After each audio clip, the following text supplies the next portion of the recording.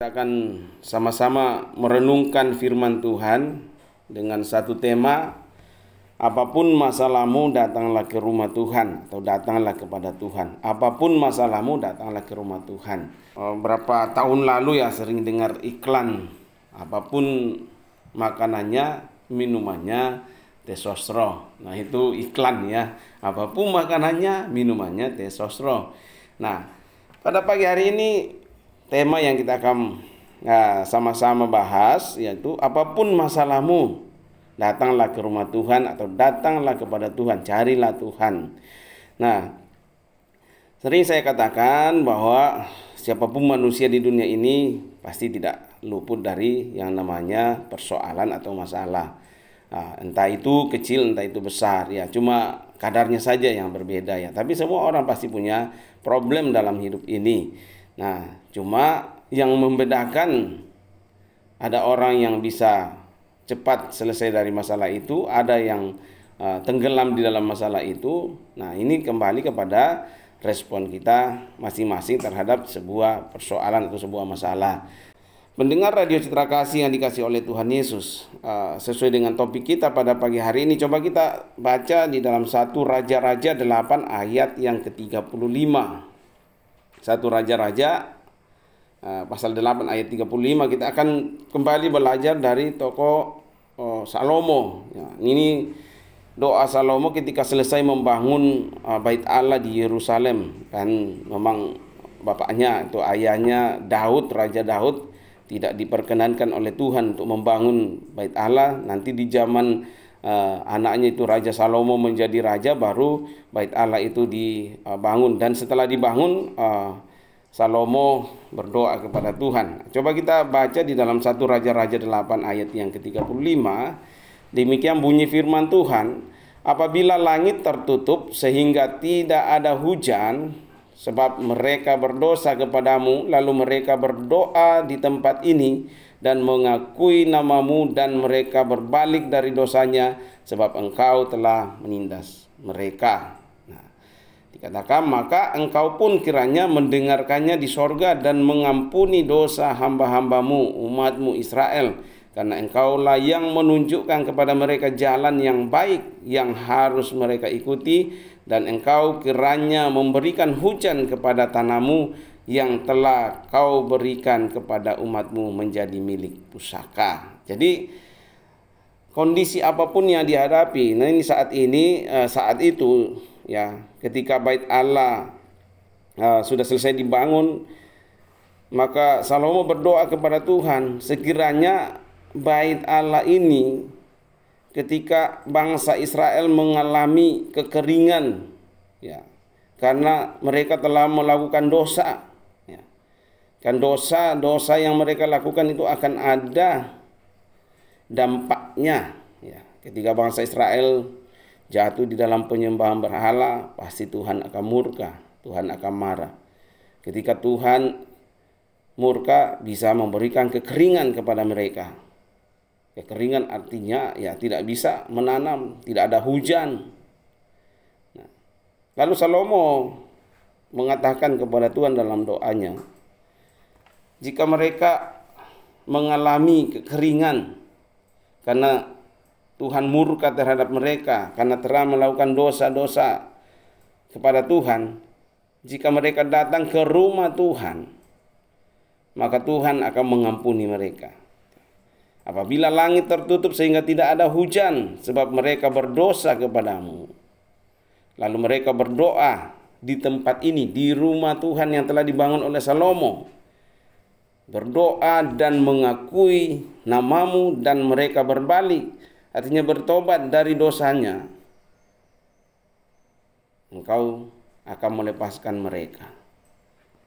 Nah, jadi dikatakan ketika kita berdosa, ketika kita jatuh di dalam dosa dan Tuhan murka terhadap kita, jangan lari ke tempat lain. Ya. Cari rumah Tuhan, cari Tuhan. Di mana ada Tuhan, cari Tuhan di sana, dan kita mengaku dosa kita, kita mengakui Allah yang besar itu, mengakui namanya, berbalik kepadanya, tinggalkan dosa-dosa kita, artinya kita mengaku dosa kita dan kita mau berbalik, kita minta ampun sama Tuhan, dan Tuhan akan mendengarkan setiap doa-doa kita. Tuhan akan melihat. Dikatakan di situ ketika bangsa Israel jatuh di dalam dosa dan Tuhan murka memberikan kekeringan kepada mereka. Artinya tidak ada apa-apa. Hujan tidak ada, artinya mereka tidak bisa nanam, mereka tidak bisa menghasilkan apa-apa karena mereka mengalami kekeringan karena dosa-dosa yang mereka lakukan. Tapi Salomo katakan, jika mereka datang ke rumah Allah yang sudah dibangun oleh Salomo, sekiranya engkau mendengarkan di surga dan mengampuni dosa hamba-hambamu itu, umatmu Israel, karena engkaulah yang menunjukkan kepada mereka jalan yang baik yang harus mereka ikuti. Dan engkau kiranya memberikan hujan kepada tanahmu yang telah kau berikan kepada umatmu menjadi milik pusakamu.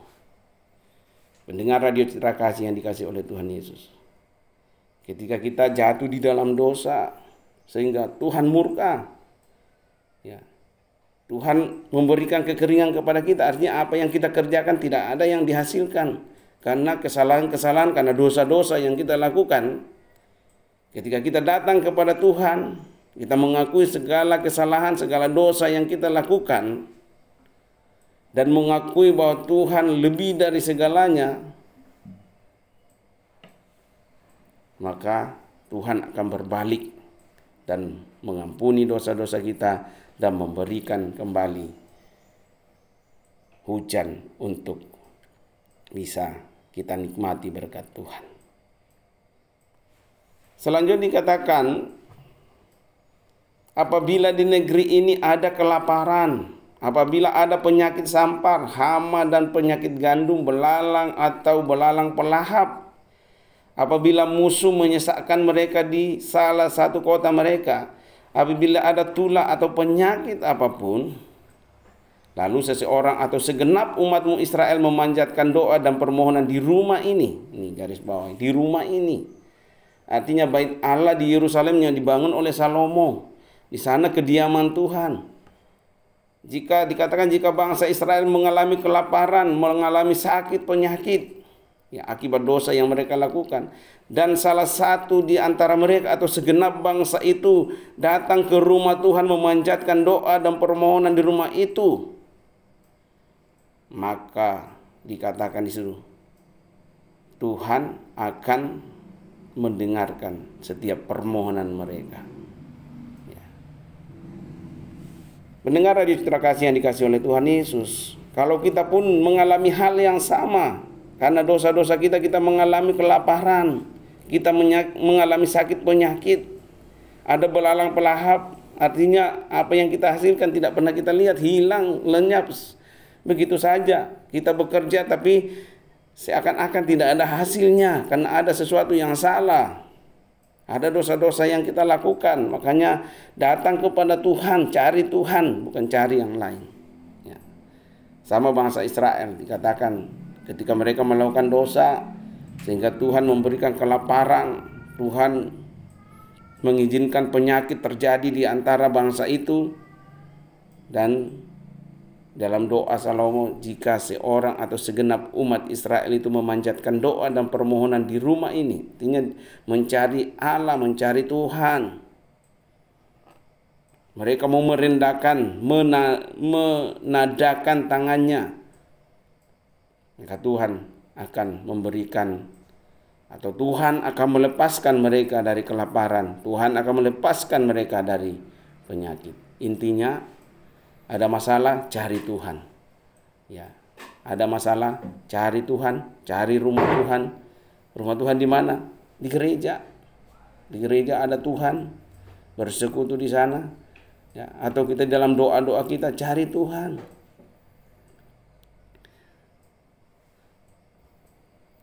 Pendengar Radio Citra Kasih yang dikasihi oleh Tuhan Yesus, selanjutnya dikatakan orang asing datang kepadamu. Nah, ini doa Salomo juga.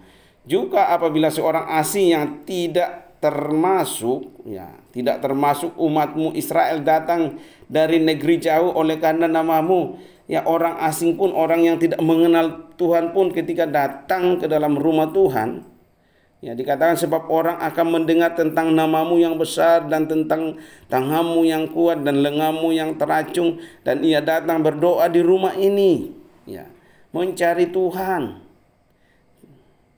Tuhan akan memberkati mereka. Bahkan orang tidak mengenal Tuhan sekalipun, seperti bangsa Israel, orang asing yang bukan masuk hitungan bangsa Israel, ketika datang di rumah Tuhan di Yerusalem, Tuhan akan berkati mereka. Ya. Orang asing pun kalau datang mencari Tuhan, Tuhan akan berkati mereka. Pendengar Radio Citra Kasih yang dikasihi oleh Tuhan Yesus, seperti tema kita, apapun masalahmu datang ke rumah Tuhan, cari Tuhan. Apapun persoalan, masalah yang sedang saudara hadapi, tantangan yang sedang saudara hadapi, cari Tuhan. Tuhan mampu memberikan jalan keluar bagi setiap persoalan yang saudara hadapi. Apapun masalahnya, bagi Tuhan tidak ada yang mustahil. Seperti yang dikatakan tadi, kekeringan artinya tidak ada apa-apa. Tapi ketika kita mencari Tuhan, Tuhan bisa mengubahkan kekeringan menjadi kelimpahan. Ketika terjadi sakit penyakit, kelaparan, Tuhan bisa mengubahkan semua itu. Yang penting intinya mau kita cari Tuhan. Jangan kita mencari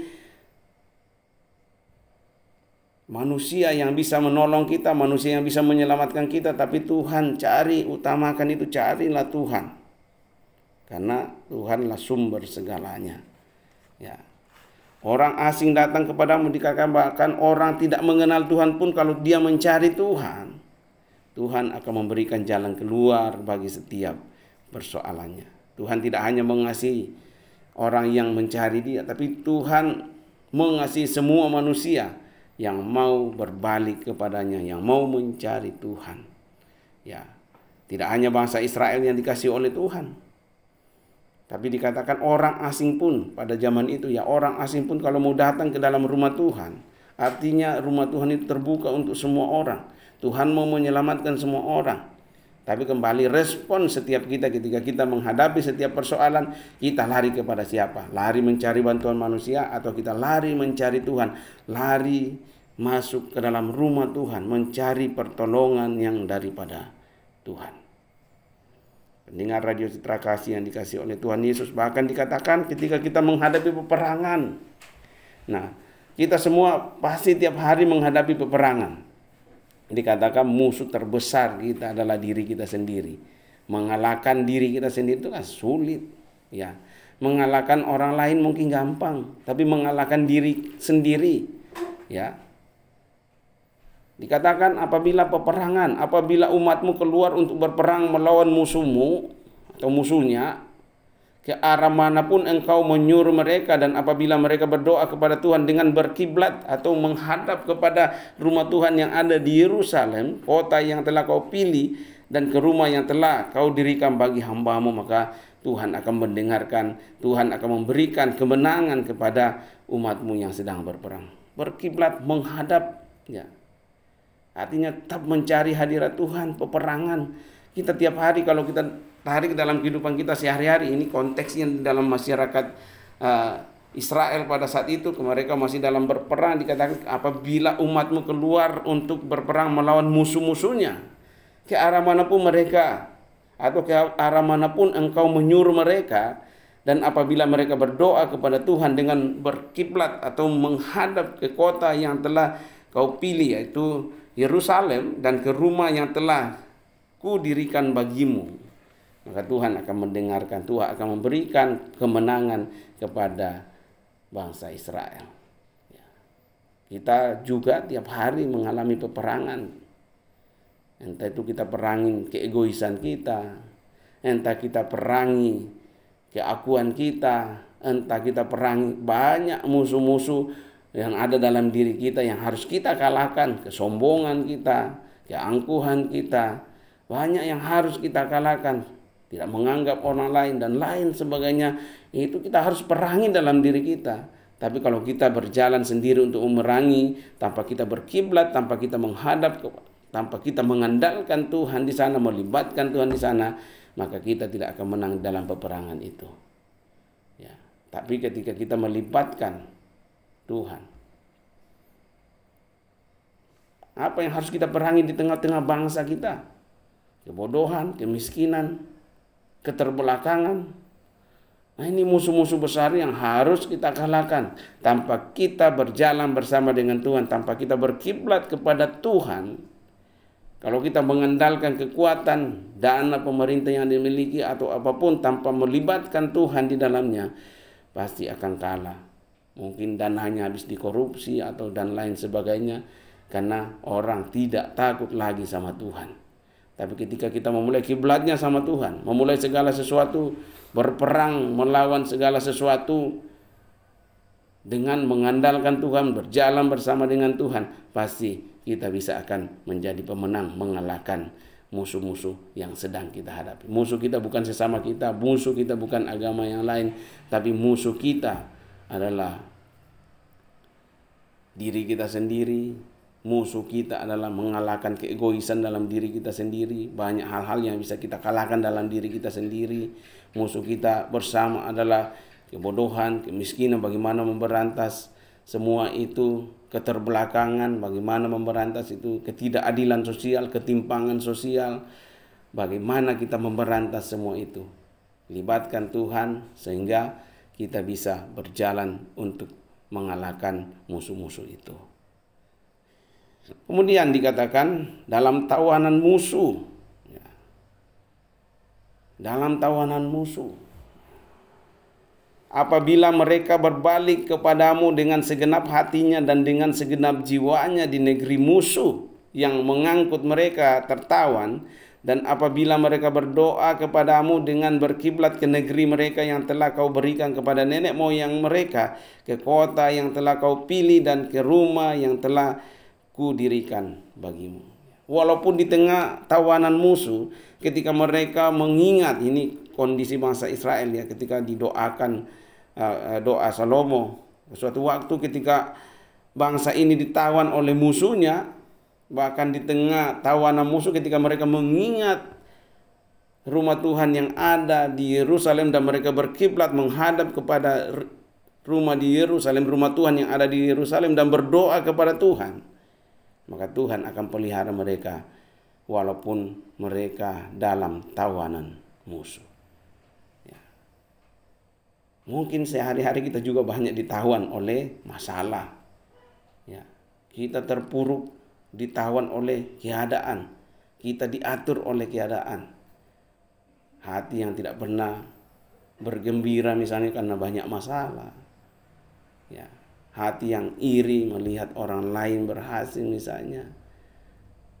Tapi firman Tuhan katakan, apa yang dialami oleh bangsa Israel, apa yang didoakan oleh Salomo, dikatakan apabila kita di dalam tawanan masalah, tawanan musuh-musuh kita, menghadap sama Tuhan, cari hadirat Tuhan, maka Tuhan akan membawa kita keluar dari setiap masalah itu.